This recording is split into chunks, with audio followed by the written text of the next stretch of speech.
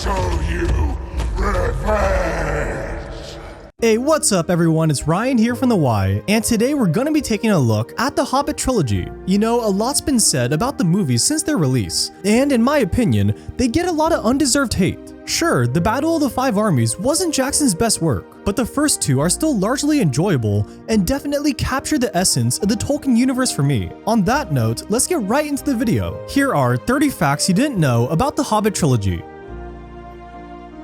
Even if you subscribe to the notion that The Hobbit never quite lived up to its predecessor, it's hard to argue that Martin Freeman wasn't the perfect choice to play Bilbo. According to Peter Jackson, after viewing his stellar performances in both The Office and Hitchhiker's Guide to the Galaxy, they never really considered anyone but him for the main role. There was, however, one major issue that almost prevented Freeman from taking on the part. Due to the many setbacks which delayed the project endlessly, by the time Jackson was able to formally offer Freeman a contract, he had already signed on to play Watson in Sherlock. Normally, this would be the end of it, and the director would simply move on to find another candidate. But he just couldn't shake the feeling that Freeman was the only man capable of bringing The Hobbit to life. So, in order to accommodate Freeman and his busy schedule, Jackson revamped the entire shooting schedule to allow for him to return to England for 2 months right in the middle of filming. I'm already late! Late for what? I'm going on an adventure! Easily the most depressing story to come out of The Hobbit is hearing Sir Ian McKellen say that during filming he was absolutely miserable, and the reason for this is a gripe many fans shared with the acclaimed actor, that compared to the Lord of the Rings trilogy, the Hobbit films contained way too many green screens and special effects that ultimately didn't live up to doing things for real. Ian McKellen described the contrast best. If Gandalf was on top of a mountain, I'd be there on the mountain. But in The Hobbit, in order to shoot the dwarves and a large Gandalf, we couldn't be in the same set. All I had for company was 13 photographs of the dwarves on top of stands with little lights. The end result was a very frustrated McKellen who cried out, "This is not why I became an actor," before unfortunately shedding a few tears, which the entire studio heard because the microphone was on the entire time. It's not all sad news though, because after hearing Ian McKellen's frustration with the solitude, the crew held an impromptu Gandalf Appreciation Day and decorated his tent with props from the Lord of the Rings. What do you mean? Do you mean to wish me a good morning, or do you mean that it is a good morning whether I want it or not? Before Guillermo Del Toro had to leave The Hobbit because of lengthy delays, his vision for the project differed greatly from the final version we were shown. He had always planned on only doing 2 movies, because he felt any more would just be unnecessary fluff. The look and feel of the 2 movies was also a huge focus for Del Toro, as he wanted the opening film to be almost fairy tale-like, with the second being more akin to Jackson's vision in The Lord of the Rings. Another major difference would have taken place in Smaug's design, as Del Toro imagined the dragon as having eyes that were difficult to locate, hidden within a domed head with more pronounced horns than the Smaug we know of today. And regarding the Battle of the Five Armies, Del Toro's version would have seen it as only a minimal part of the story, which of course is more in line with Tolkien's original vision. One of the most confusing aspects of Peter Jackson's adaptation of The Hobbit was the decision to include Azog the Defiler. If you can remember, he was pretty much the main antagonist from the first movie all the way up to the closing moments of the third film. But looking at the source material, Azog was only so much as briefly mentioned. That's because Azog wasn't even alive when The Hobbit took place. There was, however, one part of this the movie got right. Azog did kill King Thor. It just didn't go down in the heat of battle. Instead, 2 decades after the dragon Smaug usurped the Lonely Mountain, Thor and one companion returned to Moria in an attempt to reclaim it. It went as expected. Thor was beheaded by Azog, and his companion was sent back with a message that any thieves entering Moria would be killed. News eventually reached King Thrain II, beginning the War of the Dwarves and the Orcs, culminating 6 years later in the Battle of Azog, the same one shown in the film. The movie was correct in its depiction of Thorin earning his nickname of Oakenshield in the battle, but he never did cut Azog's arm off, and instead, Dain killed the Orc chieftain at the very young age of 32 years old. So I guess you could say it's kinda strange that they decided to include a character who died 140 years before the start of The Hobbit. But I get why they did it. You know they changed it to have Thorin's father killed right in front of him, to then having him cut off Azog's arm. And voila, they both have a huge emotional investment in seeing each other dead. But I just wonder if they could have made Bolg into that character, as he was the son of Azog and leader of the Orcs in the Battle of the Five Armies in the book.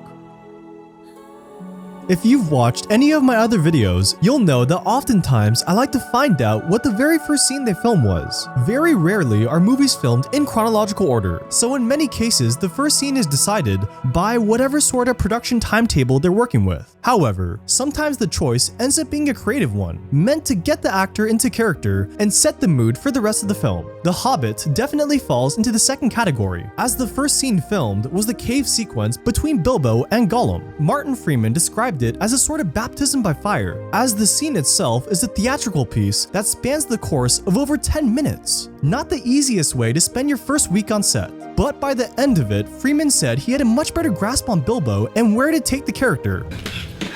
Blazes and splashes. It's a meaty mouthful. Another questionable decision in the making of the Hobbit trilogy involved the shooting of it in 48 FPS rather than the industry standard 24. Speaking on the change, Jackson touted it as the way of the future, which he believed would provide a clearer image, enhanced smoothness, and just an overall better viewing experience. However, many fans felt it made everything look too artificial, alienating, and much less immersive. Exactly the opposite of what Jackson was going for. But whatever your feelings were on the Hobbit's high frame rate, one fact remains. There's currently no way to view the movie in its original 48 FPS, so I guess in a way the jury's still out. When asked by Bilbo about how many wizards there are other than himself, Gandalf answers with this. The greatest of our order is Saruman, the white. Then there are the two blue wizards. The two blue wizards he speaks of are specified in the book Unfinished Tales as Alatar and Palando, but seeing as the filmmakers never acquired the rights to the book and its subsequent characters, they were forced to simply refer to them as the two blue wizards. I've quite forgotten their names.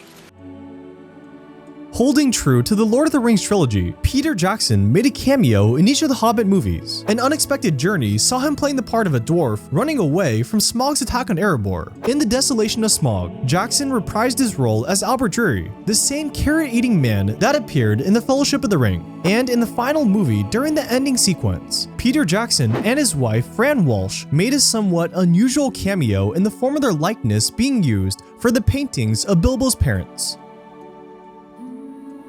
If we take a look at the world of the unseen in both trilogies, the two depictions are almost unrecognizable.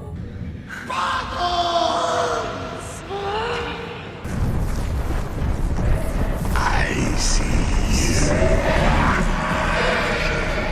It's clear that in The Hobbit, the Wraith world is much less haunting and intimidating than the one Frodo experienced. You may be thinking, well, that could just be some kind of continuity error or maybe even a design choice. But according to Jackson, it was totally intentional and fits in with the lore. And that's because in Bilbo's era, the One Ring and Sauron himself had not yet reached their full power.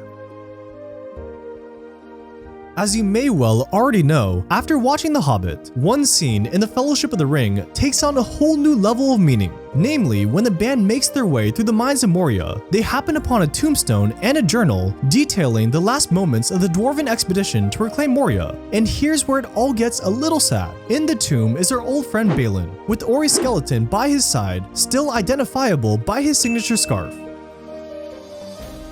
During one of the opening shots in Lake Town, two pugs make a somewhat random appearance. If you thought they looked out of place in a setting like Middle-earth, you wouldn't be wrong, as they were in fact the real-life pets of Peter Jackson and Fran Walsh.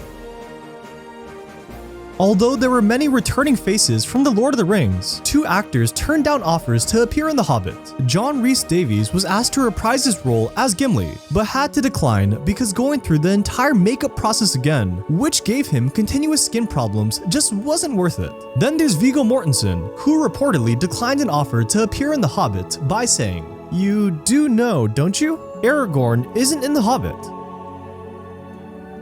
If there's one thing we can all agree on, it's that Smaug looked pretty damn good. So good in fact that I can't think of any dragons in recent memory that have looked better, except maybe the ones in Game of Thrones. Going off that, it should come as no surprise that the processing power involved in creating Smaug was intensive to say the least. Just one scale took a whole week for a processor to render. Luckily, they employed the use of 50,000 CPU cores and 170 terabytes of RAM, so it wasn't much of a problem. When thinking about what the voice of the Necromancer or Sauron should sound like, Peter Jackson knew he had to make it as evil and demonic as possible, and to achieve that goal, he came up with a plan, which was simply this. Instead of just having Cumberbatch say the lines in a haunting voice,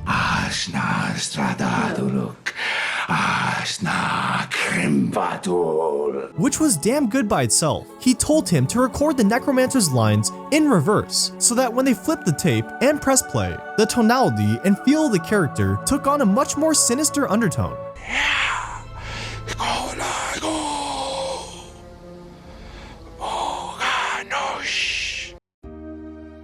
In a callback to the Lord of the Rings trilogy, it seems like dwarves aren't the only ones with a taste for their enemy's blood. Orc blood.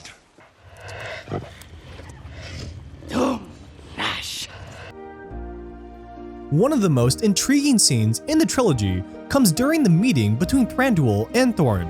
I have faced the great serpents of the north. Thranduil's face goes from heavily scarred, then right back to normal in the span of a few seconds, and nothing is even said about it. This, of course, leaves it open to interpretation exactly what went down, and I think the most feasible explanation relates to Feya and Hora. If you didn't already know, Feya refers to the soul, and Hora the body. Now there are two things you have to understand to make sense of what's happening. First is that the elf's soul, or Feya, wields great influence over their bodies. And second, their bodies, or Hora, is able to heal from wounds that will be fatal to mortals. So, putting two and two together, the scarring on Thranduil's face is, like he said, a vestige from the war with the dragons that's now healed. But due to the elven soul having a great deal of control over their bodies, in times of great stress or remembrance of that trauma, the Feya temporarily manifest the old wounds on the Hora. Is there anything Benedict Cumberbatch can't do? He was the voice of the Necromancer, the voice of Smaug, and even provided motion capture for the dragon to really bring him to life. And in preparation for the role, Cumberbatch made regular trips down to the London Zoo to study exactly how the iguanas and Komodo dragons moved about. But maybe the most impressive aspect of Smaug was Cumberbatch's voice. I am fire! I am death! All must burn! Although this all came at a heavy price, as Cumberbatch explained that in order to get Smaug's voice just right, he quite literally ripped into his vocal cords, leaving him with a bloody throat at the end of the day. I feel your air. After the dwarves emerge from the fish-filled barrels, Beaver is shown to still have one attached to his head. This is due to the fact that it's been impaled by the axe stuck to his forehead. You might be thinking, wait, what? There's an axe stuck in his forehead? How would I never notice that? Well, don't feel too bad. I had the exact same reaction, and I think many others did as well. He's got an injury. With the axe in his head. For all the talk about how much CGI was used in the making of the Hobbit trilogy, there was one sequence in particular which they surprisingly accomplished with mostly practical effects. The scene in question takes place during the events of Smaug's lair, and more specifically, the Sea of Gold he lays in. Going off the behind-the-scenes footage, much of what you see actually existed on set, and they ended up using so much gold paint that they ran through the entire supply of it in Australasia and were forced to go to Germany to acquire more. Besides Peter Jackson, there were two additional cameos you may have missed. First up was Stephen Colbert, who had a small non-speaking appearance as a spy in Laketown. Then there's the fan-favorite elf Figwit, played by Brett McKenzie, who reprised his role as an elf in An Unexpected Journey. Something you always love to see is when people with any level of fame take it upon themselves to go above and beyond in making the fans feel special. And during the 2014 edition of the San Diego Comic-Con, you'd be hard-pressed to find more ravenous fans of Tolkien than the ones who camped outside the Hobbit panel to get a seat the very next day. And in a show of appreciation for their die-hard nature, Lee Pace and Andy Serkis showed up in the middle of the night at 2:30 a.m. and took pictures and chatted with the fans for hours. The elk on which Thranduil rides was actually created in the image of a Megaloceros, an extinct genus of deer that stood up to almost 7 feet at the shoulders. And while it is possible to ride an elk if you want to badly enough, for the sake of doing things safely, they instead employed the help of a horse named Moose. Yeah, what are the chances of that? The horse called Moose fronting as an actual moose. And speaking of unexpected things that no one saw coming, Moose's writer, Lee Pace, is actually 2 years younger than his son in the movie, Orlando Bloom. There he is. Hello, Dad. Hello, son. After filming Lost and having her character involved in a romance with both Jack and Sawyer, Evangeline Lilly made one stipulation before signing on for The Hobbit. She said, "You have to guarantee me there will be no love triangle." Of course, things went according to plan for the entire first year of shooting, with only Keeley showing any real romantic interest. But upon coming back for reshoots in 2012, a couple scenes have been redone. A love triangle manifested out of nowhere, and as Lilly described, there was no escaping it. In the Battle of the Five Armies, Dane leads his mounted soldiers into battle against Thranduil. At first, the dwarves have the upper hand with their arrow-shredding artillery, but once the two armies meet, the tide shifts in favor of the elves. This is due in large part to the strategy employed by Thranduil, as rather than trying to stop the cavalry with brute force, the elves open up space, letting them into their ranks, making dispatching them a much easier process. The interesting thing about this is that the tactic actually has a historical basis. The most notable example being in the Battle of Zama, which involved Roman forces facing off against Hannibal, as was recorded in the history books. The Romans opened their ranks to let the elephants charge through, and pelted them with missiles, arrows, and spears, confusing them and forcing the survivors to flee. As was stated in The Desolation of Smaug, Gloin was the father to the ever-popular Gimli from The Lord of the Rings. What is this horrid creature? A goblin mutant. That's my wee lad, Gimli. Not only are the two alike in appearance, but it's also shown that Gimli wields the same axe and wears the same helmet as his father did before him. It's also stated in Unfinished Tales that Gimli wanted to accompany Thorin and the lads in the quest for Erebor, but being in his 60s was turned down due to his young age. Yes, that concludes negotiations. When a man says this line, Dogs have taken Stone Street! this was actually said in reference to Stone Street Studios in New Zealand, where they shot much of the Lord of the Rings and Hobbit trilogies. Taking after the Lord of the Rings trilogy, many cast members got to take home props to remember their time on the movies fondly. Martin Freeman took home both his prosthetic ears and Sting. Richard Armitage got to keep the Goblin Cleaver, and Lee Pace received his Elven Sword, which he weirdly enough keeps in his umbrella stand. In the credits of the Battle of the Five Armies, Bilbo is pictured holding the acorn that he held onto for the entirety of the journey. But the funny thing is, the reference picture wasn't him holding an actual acorn, but rather a Lego of himself. Even though we never got to personally know each of the 13 dwarves simply because there are too many, I think it's only fair that I go over what happened to all of them following the quest for Erebor. Bomber, who was notably the fattest dwarf in the company, got even fatter in his later years, to the point that it took several dwarves to lift him from the couch over to the dinner table. Along with Bomber, Bofer, Beefer, Nori, Dory, and Gloin retired to live in the Lonely Mountain for the remainder of their lives. I already went over Balun and Ori, whose fates we saw in the Fellowship of the Ring. Oin actually accompanied the two to reclaim Moria, and was killed by the Watcher in the water when the orcs attacked. As was shown in the last film, Fili, Kili, and Thorin were all killed in the Battle of the Five Armies. And finally, Dwalin was the last surviving member of the troupe who lived to be 340 years old. Following Guillermo Del Toro's departure from the Hobbit films in 2010, Jackson was in a state of panic. The only sensible thing he could do was step up as director, but he knew the years of planning and designing were all going to go to waste. As Jackson described, "I looked at his designs and I said the only person who can make a Guillermo Del Toro movie is Guillermo." Obviously, the situation he found himself in wasn't ideal, but given enough time, I believe he could have figured things out. The only problem was, he couldn't wind the clock back a year and a half to give himself more prep time, and was basically forced to go right into shooting. Jackson described the scuff process as making it up as I went along, and even remembers telling the crew to take extended lunch breaks so he could wrap his head around the next scene they had to film. I guess this all just makes you wonder what could have been had Jackson been given more time. And in my opinion, the movies we got were a massive achievement considering the terrible circumstances. Well, that could have been worse. Thank you all for watching. I hope you enjoyed it. If you did, don't forget to leave me a like and subscribe for more content like this. Alright, till next time, have a great day everyone.